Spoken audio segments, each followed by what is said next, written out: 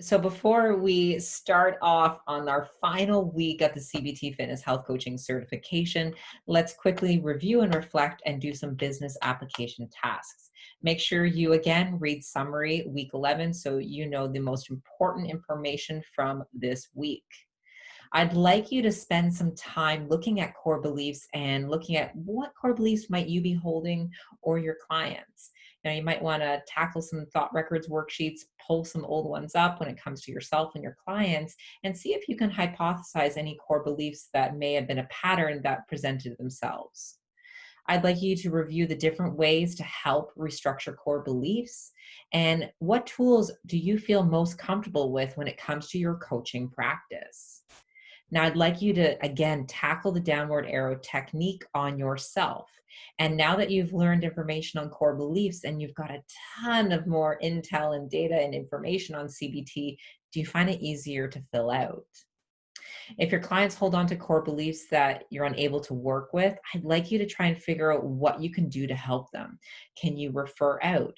How would you start conversing about this? How would you go about this open-ended conversation? And do you have any access to people that you could possibly refer to?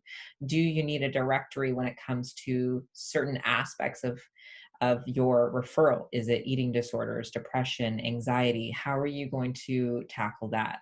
We can discuss that on your 30-minute call, of course. I'd also like you to think of different ways you can talk to your clients about termination and about the opportunity to implement booster sessions.